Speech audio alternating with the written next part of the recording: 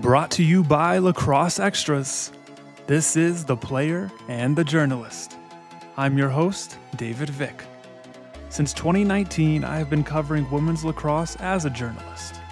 I am also the founder of Lacrosse Extras. She's the brightest young star in the game and the first ever guest to appear multiple times on The Player and the Journalist. I am so thrilled to welcome back Chloe Humphrey. Good morning, Chloe. Good morning. Thank you so much for having me. I'm so happy to be back. Oh no, it is our honor to have you back on the show. Okay, you are Chloe freaking Humphrey. Okay, so this is great. Awesome. So,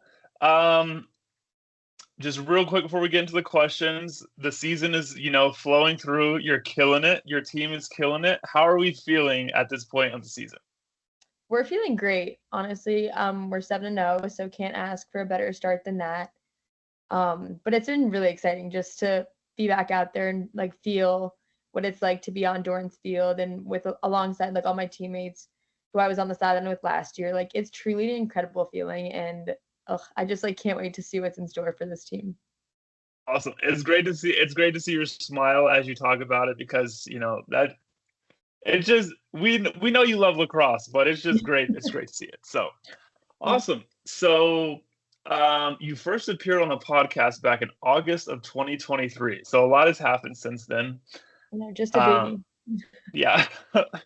So you're now in your second year at UNC. You redshirted your first year. Can you talk about the emotions of being sidelined in 2024?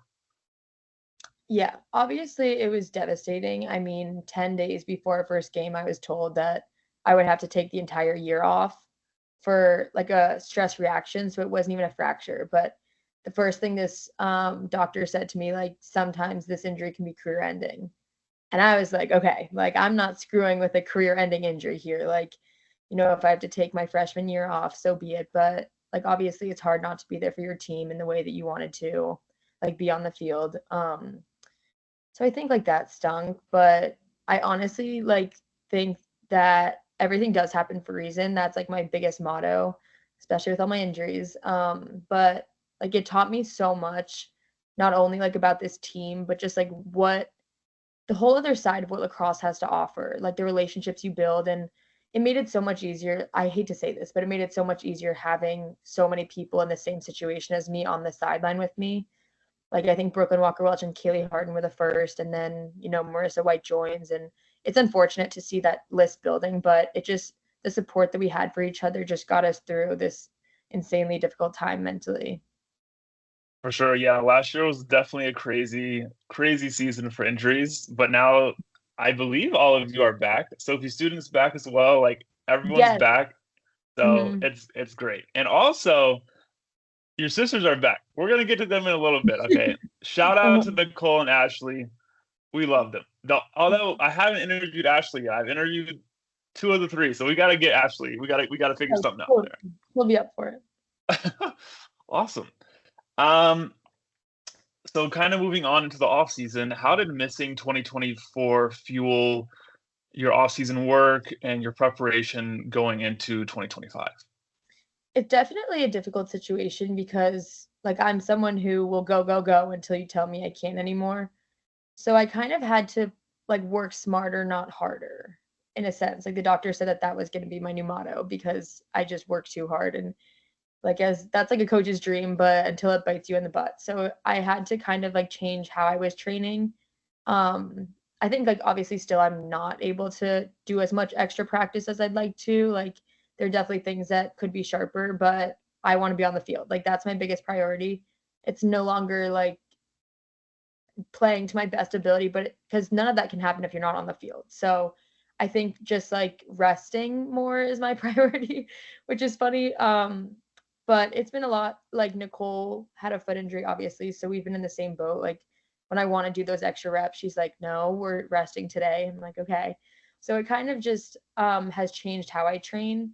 But obviously, now we're in season, I can train as much as I want. They're kind of it was kind of building up to the season where I had to hold back. But obviously, the coaches know how to prepare us and our teammates know how to prepare each other. So like I'm never concerned that I'm not going to be prepared for like what I'm going to see in a game or any upcoming situation that I could potentially be in on the field. So I just trust them, and trusting like the coaches, my trainer Jared, who's been incredible and helping me remain healthy while like performing the way I'd like to, and the athletic training staff. So yeah, a lot of trust. Amazing. Awesome. And how's the body feeling? Because obviously it's, first month and a half of the season for you at the college level. So how are you feeling? Honestly, like knock on wood, incredible. Like my body has never felt this good before, so I'm hoping to keep it that way. Because a lot of my injuries, I mean, knock on wood, um, but it's like overuse. So like when I'm in season, like my body can take some hits, some pretty crazy hits, and I'll bounce right back up. So I'm hoping like I can keep feeling this great, especially towards like the postseason. For sure. That's where all the money's at, is in the Yeah. postseason. So, Oh, yeah. and We hey, haven't y'all, even gotten. We've just scratched the surface. for sure, hey, that's pretty scary for everyone else, but pretty exciting for the fans. So, Yeah. and my mom, who loves you, she went to UNC. I don't know if you remember, Oh, but really? so I she, didn't know that. yeah, my mom, she's kind of old. I won't call her a boomer because then she'll get mad at me. But she was at UNC a long time ago. So That's awesome. Did yeah. you grow up a UNC fan? I grew up a UNC basketball fan, Okay. but growing up in Georgia, like it was all Georgia football. Um, so yeah, and then lacrosse wise, I don't know if I should admit this, but it was Boston College at first. Oh God. All Like, right, that's okay. We'll let that how slide. can you not love Sam Apuzzo? Okay, I Sam know. freaking Apuzzo. Okay, Yeah, but yeah, dream so I have team. all my sports teams are kind of all over the place, but now that I've been doing lacrosse extras for a while, I don't really have a lacrosse team. I just Mhm. root for everyone. Even though some people don't believe I do, but it's like, okay, whatever. But Yeah, I'll be a good anyways, upset, of course. yeah. Awesome. Um, so yeah, 7 games, 7-0. UNC is dominating. You're killing it. Second on the team in points, first in goals. You're behind your sister in assists, but that is no shame because your That's sister is okay. like she's just feeding left and have you seen that? Yeah. Have you seen the movie Elf? Yes, yes, yes, You yes. know the scene where Will Ferrell is just like throwing the snowballs? That's her with the assist. She's just crazy with them. I know. I don't even realize I'm open sometimes, and she gets it on my stick. I'm like, I wasn't ready for that, but thank you. She sees things in like a whole different perspective, which is incredible. So she is Yeah, truly the queen of assists. So she is crazy. yeah. So can you share you kind of mentioned earlier that the team's only scratched the surface, but what are your overall thoughts, whether it's you, the team, um, the sport as a whole? What are your thoughts through the first 7 games? Yeah, this team definitely like we have so many weapons, and like whether you see that on our starting lineup, like wait till you see the bench, like because it just keeps coming, like the amount of weapons we have and all the depth. We're definitely younger team. Like I think even coming back from injuries, like people are redshirt sophomores. Like a lot of us are still underclassmen that are just getting our feet underneath us. Like I think especially for me, like although I've had 2 years of experience, like I am learning so much every game, and like I kind of have a list of like every game and what I've learned because I think that's how you build your confidence um, at the college level because you don't get away with a lot of things that you did in high school. So just like learning a lot. But this team, like I just think like we have been able to crush teams but still like make mistakes that we've been trying to fix in practice that are still coming out in games a little bit. So like collectively as a unit, how we're gonna work best together. I think we're still like building on that, even though like we found so much like success. So it's crazy that we're able to come away with these like huge wins and still have things that we're working on. Like in film, we're still getting like ripped apart for things. Like it's not like we're kind of satisfied with these 20 goal games because we still have so much to work on, which like as a team, you look around, every single player on this team believes that this can be our year, which is super special. Like from the coaches to every single player knowing that, like that's the type of team that wins championships. And like we just only know that we can get better from here. So it's just like being a part of this team and everyone being so incredibly supportive for each other is just so motivating. Like every single day showing up to practice. And we have so much fun. Like this team is special and I just can't wait to see what we can accomplish. Awesome. Speaking of fun, For listeners, if you have not seen the soccer clip that Marie McCool posted just yesterday, Chloe, your form was looking great. You looked like you had kicked a soccer ball before. The soccer ball, you weren't connecting with the ball, but your form was great. No, that was Riley Casey's fault. She was telling me to slide tackle into air. Like I don't know what's going on. But wait, was that you that did the slide tackle? Yes. Oh no! She was saying a slide tackle straight ahead, so I trusted her. There was no ball, no person, nothing. Just air. So shout out Riley Casey. Thank you for that. Thank goodness there was no person there. Yeah, I know. Coming hot.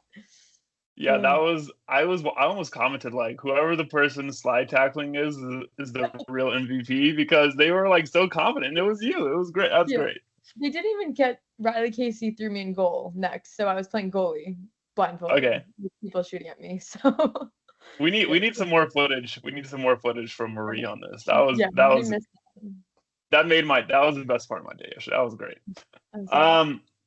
So you mentioned that the team is still like hungry to get better, which is good to hear because it's easy to like when you're winning to just kind of get complacent. Versus when you lose, it's like, oh, like you have no choice but to like see what went wrong. So like for you personally, what are you focused on improving?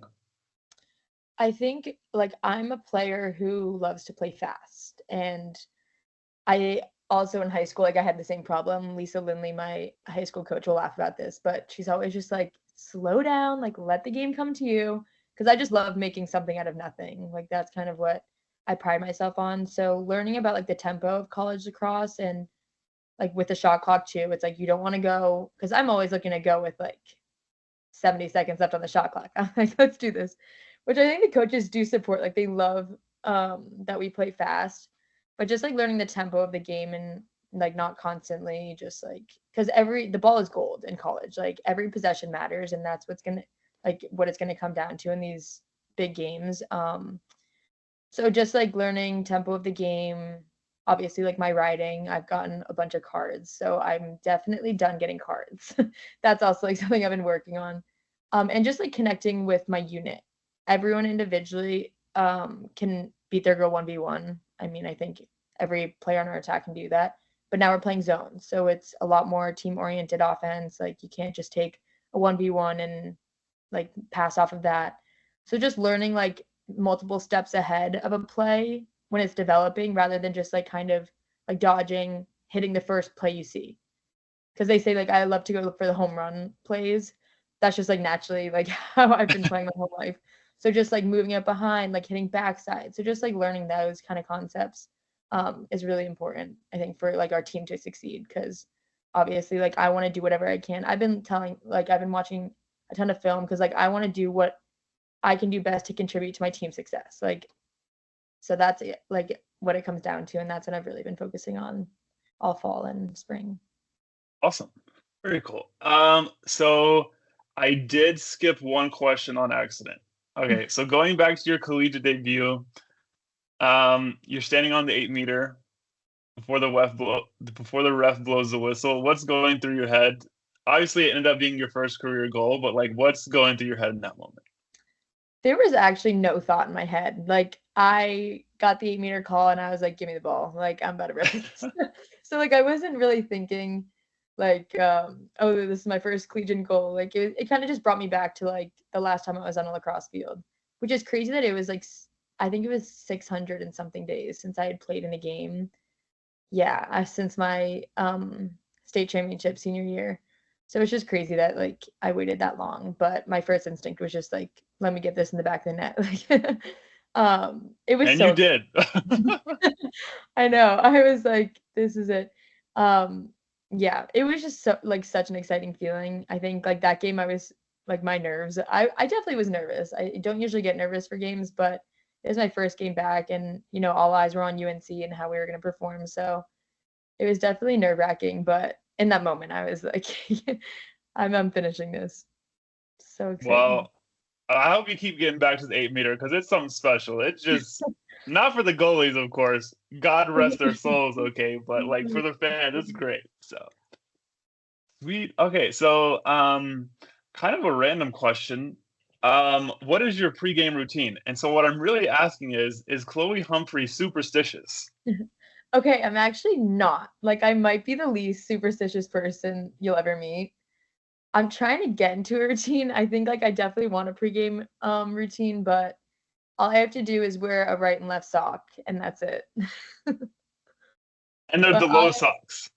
the low socks. I used to wear the high socks. I used to rock those, but everyone in college wears low socks, so I joined the I know trend. that's like the new thing the last like 2 or 3 years. And I blame Scotty Rose Brownie for this because she started this when she was in college. And I remember I was like, what are you doing? Like, Yeah, put on the high socks. Well, I that's just know. me. I'm a high sock person. So Yeah, same. I know. I was high socks, and then in high school, I played a game in low socks, and we almost lost, and I never went back. I was like, high socks it is. So that's like my superstition. But I definitely like have to do a ton for my body because I do cramp too, which is a problem that I also had to deal with the first few games. Which like stinks because then my mind's kind of like on my cramping rather than like the game in front of me. So I think that did affect me for a few like 1 or 2 games, but I have to roll out and hydrate like 3 times as much as everyone else, just okay. because my body is a special one, they say. Lucky Hey, me. the human body is a great creation It really and a is. bad one at the same time. Yeah. Um, so what do you have like a pregame meal? What do you have to go to bed at a certain time? Like, can you take fans like what does Chloe Humphrey do to be so freaking good? Let's think. Hmm. I always have like penne al vodka with chicken. That's Okay. my dinner. So dinner, and then I'll have like a sweet treat. I don't know. Depends. Depends what we're feeling. Okay. Good to And know. then Good to know. yeah. And then for breakfast, usually I like switched up sometimes, but usually it's like 2 eggs, toast with avocado and sausage. But sometimes I'll also make like these banana pancakes. I don't know. It really depends, like how I wake up feeling. But I wake up like I have to also get ready like immediately. Like whether say we have to be in the locker room at 10 o'clock, like I'll be ready at like 7 o'clock with like my Sheesh. entire pregame like outfit on. I just like because I can't wait. I just like need to get ready immediately. Like I'll be the first one ready in the locker room, and everyone's like, "Chloe, we have like 2 hours." I'm like, "Okay, like I don't care. I need to get ready." But yeah, definitely listen to music, and I have to dance in the locker room. Like I have to get like my energy and nerves out somehow, so I need to dance. Okay. And what's your music of choice?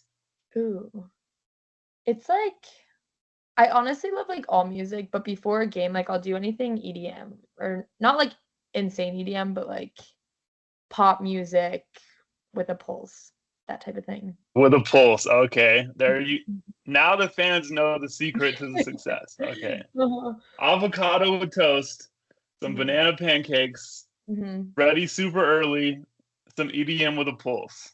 Yeah, that's it. There we That's have the secret recipe. it. Awesome. Sweet. So let's see. So yeah, so going into each and every game, obviously Mercer and Clemson just played yesterday. And I am a Mercer alum. Just gonna throw Ooh, that out there. awesome. That's a huge win. But so like how do you go about preparing for each and every game despite an opponent's record? Because it could be easy to overlook someone. And so how do you make sure that each game you're focused on the opponent, you respect them, and you're ready to go for that game, and you're not looking ahead because you played in the ACC and there are Mhm, big games all over the schedule. mhm. Yeah, no matter the name that we see on that schedule, like we are looking to dominate. And it starts from like we're not taking any team lightly this year. We have receipts to pay, and like whether it's a Syracuse or UVA or a Temple or a Louisville, like every team we kind of like say before the game, like give them no hope. Like we want to come out first goal of the first game, set the tone, give them no hope. Like do not allow them for a second to think that they're in this game. And I think that we've done a really good job of that. It just feels like we've had momentum in the beginning of the game every single game. So that's something that we've been harping on, but we're motivated. Like this team is motivated, and as soon as we hear the first whistle, like all we are thinking about is dominating. Awesome. So Is that the team motto this year? Give them no hope or yeah, kind of. I think our biggest thing is like we have receipts to pay. That's our That's our thing. And like everyone has doubted us. And like last year, everyone said that UNC was down. Like UNC's gone. That like this is it for UNC's dynasty. But we're here to show that we're back. We are nowhere near leaving, and we have a lot to prove. For sure. Awesome. If it was up to me, I'd probably have you guys at number one personally. But you know, people they don't give me a vote for some reason. I'm just like, oh, so yeah, whatever. You gotta fix that. Yeah. Let's make a number one recommendation. Yeah. So yeah, it's been a crazy season. Hey, doesn't matter where you start, it matters where you finish. So exactly. I think y'all are in a great spot. And it might be good that you're not number one, because then it gives you like that extra motivation, you know. Yeah. Oh yeah. For sure. I'm sure Jenny loves any extra motivation she can give you guys. She probably loves it. So that's great. Yeah. And BC's an incredible team. So that game is gonna be very exciting to watch. For sure. And are y'all at BC this year or at home? We're at home. Oh, okay. Yeah. Okay. Like alumni weekend, boys have a doubleheader. Their alumni weekend, like it's gonna be a huge weekend. So. Oh well, that sounds like a good time to schedule it, because it sounds like Dorrance Field is gonna be rocking, and maybe, just maybe, Chapel Bill is gonna stroll up. Okay. He better. He's got to come to one girls' game. I really hope. Yeah, that would be pretty cool. I'm sure everyone would be posting about it. So. Oh, totally. Yeah. What y'all should have done was schedule Holy Cross, because then he would have had to show up, because his daughter would have been there. But you know, exactly. I'm not criticizing Jenny Levy. She knows more lacrosse. She can forget more lacrosse than I'll ever know. Okay. I know. And you think she does? I'm like, yep, sounds good. Awesome. Let's see. So something I was specifically curious about with you, because you are one of the most popular players in the college game, but you're also a student, you're also an athlete, and you have a social life. What are the challenges of trying to balance all of that? Because obviously lacrosse is super important to you, but like there's other stuff going on in life as well. So how do you balance everything that you have going on? Yeah, it's definitely not easy at all. This past fall I applied to the business school, so I am in the business school, which has definitely been a lot more workload. Yeah.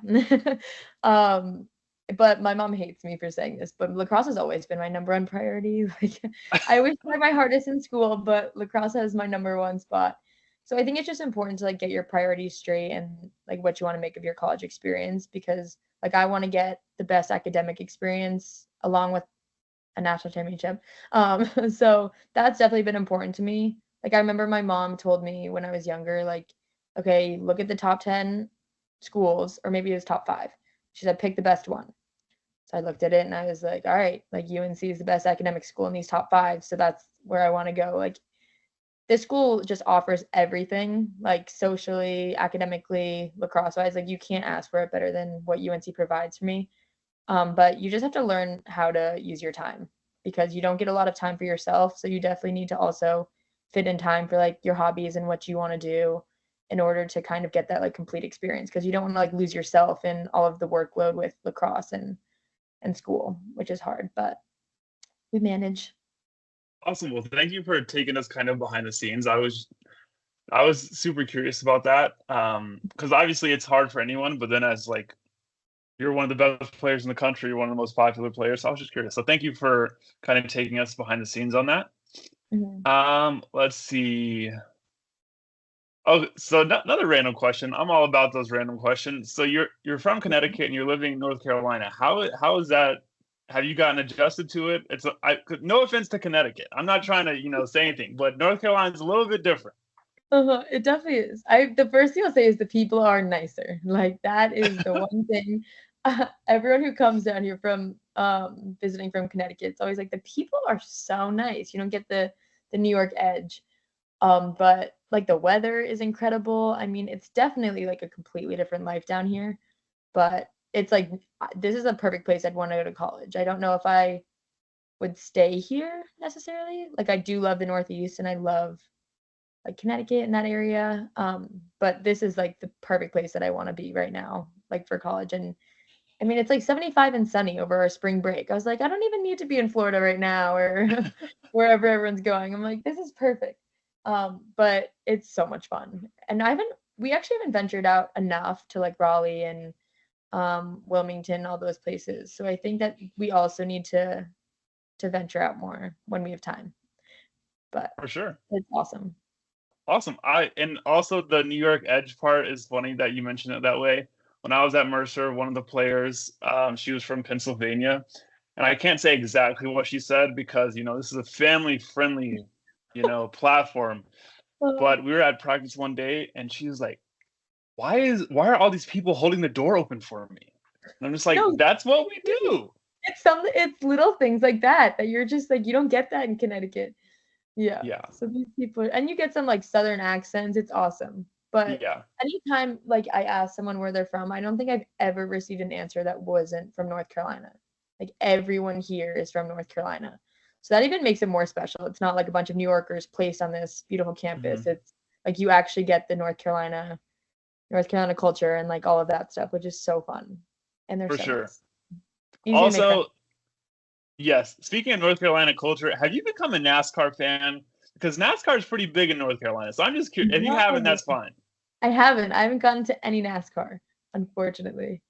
You got to get. So I'm a NASCAR fan, and that doesn't Okay. mean I'm a redneck. Okay, contrary to popular belief. Okay, but I don't. For people that don't know, NASCAR is like it's basically based in North Carolina, like all the teams, and it's crazy. So I was this is a random question, but Okay, I'll look into that. yeah, like all the teams except for like one or two are based in like North Carolina within like an hour of each other. So it's like a small world. But yeah. Shout out Alex Bowman. Bowman the showman. Break out the bow ties, baby. Okay. Anyways, we're having a good start to the season. Okay, so moving on to your sisters. When I spoke with Nicole over the off season, she was talking about how special it was to, she was obviously at that point you hadn't played together yet because it was still the off season, but all three of you are at UNC now, which I don't think she said she never thought it was going to happen. And as the youngest, I'm sure you definitely never thought it was going to happen. So what's it like being on this journey, this year's journey with your sisters? Mm-hmm. Yeah, I mean, obviously, we never could have expected this in a million years. Like, especially when Nicole decided not to take her 5th year, I was kind of like, okay, like I'm never gonna be able to play with either of my sisters. Like, that's kind of a bummer. Only because I've looked up to them for so long and admired them tremendously. Like, whether that was in the backyard.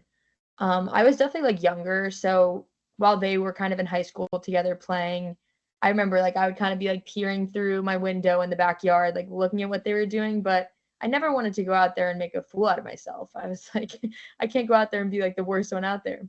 So I would kind of like look at what they were doing, and then when I heard the doors close, I'd open it back up, and then I'd go outside and kind of replicate what I saw them doing in the backyard. So they always were kind of like my idols. Like I never imagined to play alongside them, and especially Ashley. Like COVID took that year away from us, so it was just disappointing because they're both so talented, and even like not even being their sister, like just playing alongside such incredible players would be like such an honor. So to call them my sisters is like a whole different level of like how proud I am of them and to be a Humphrey.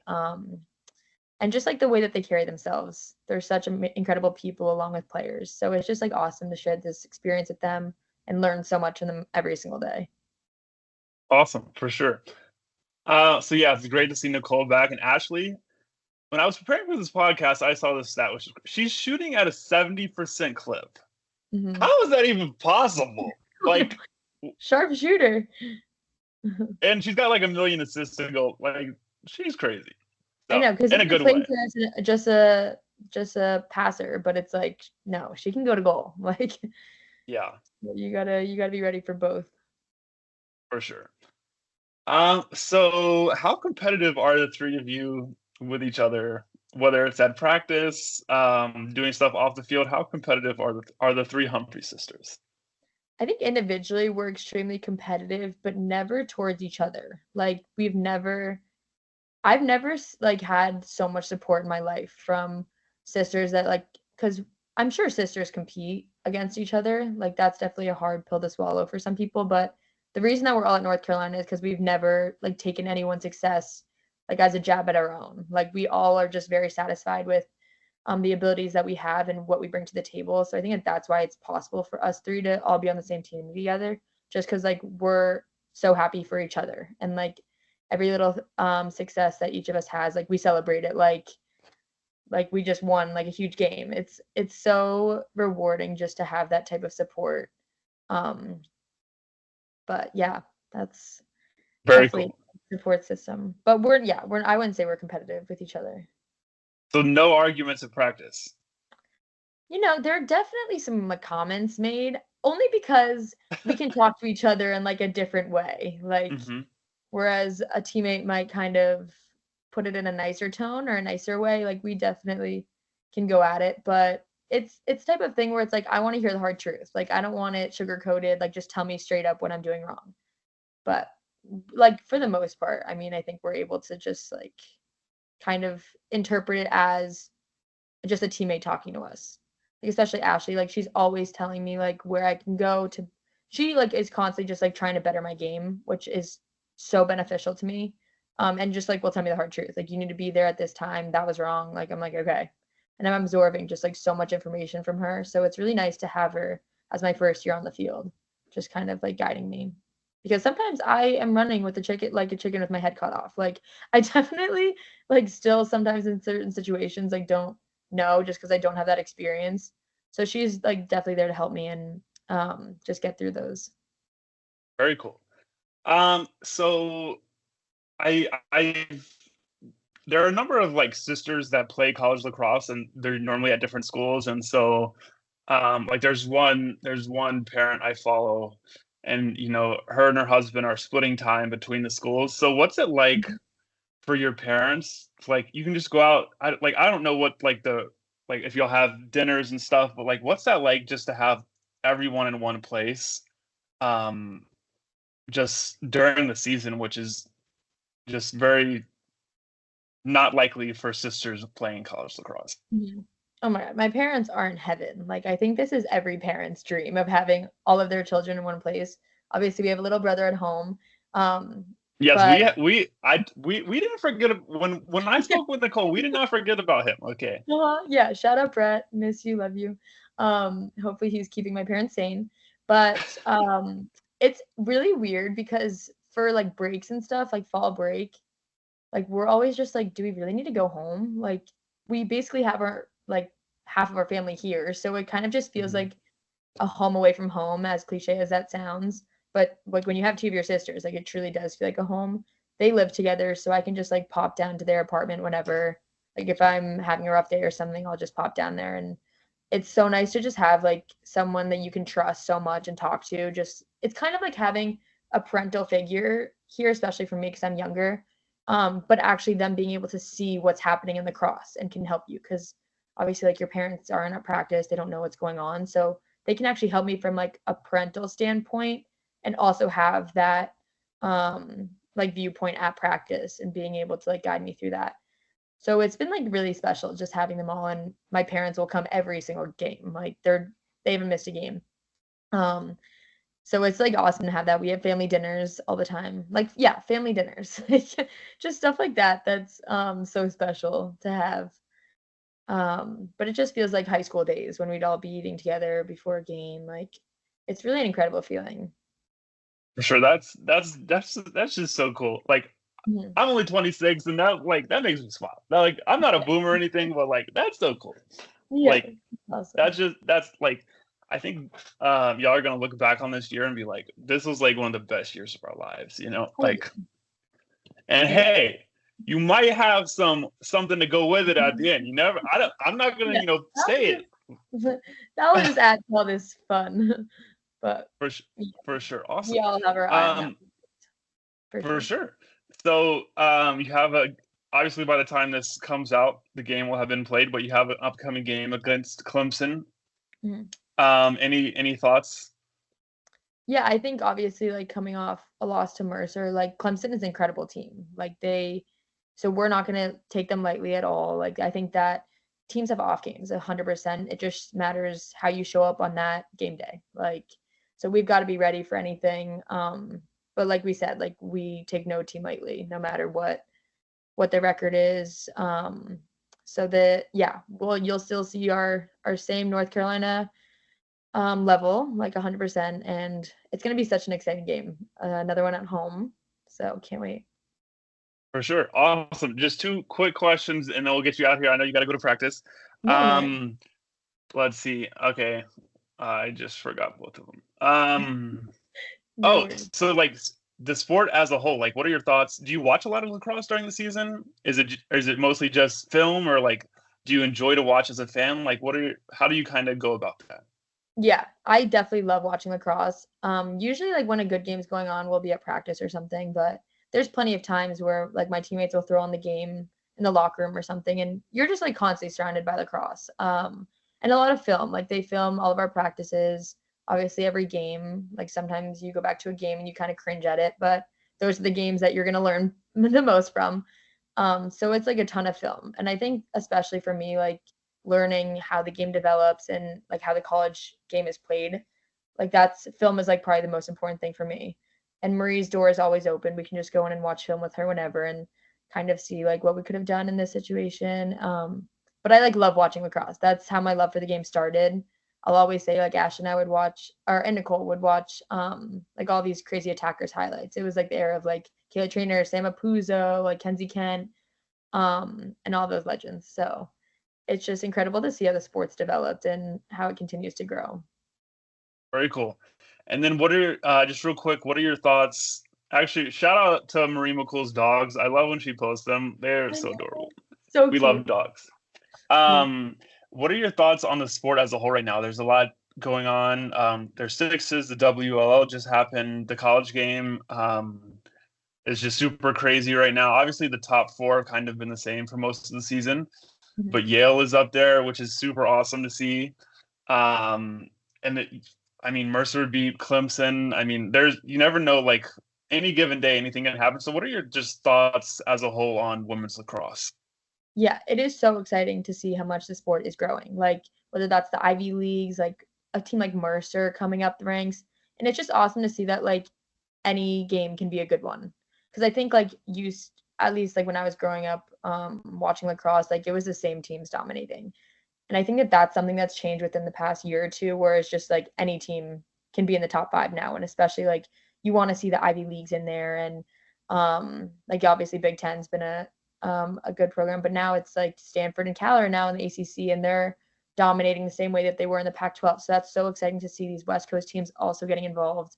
And I think like also now lacrosse being like a professional sport and an Olympic sport only just like allows people to like continue to work on a greater goal past college, because like you used to just be college and you're kind of done there.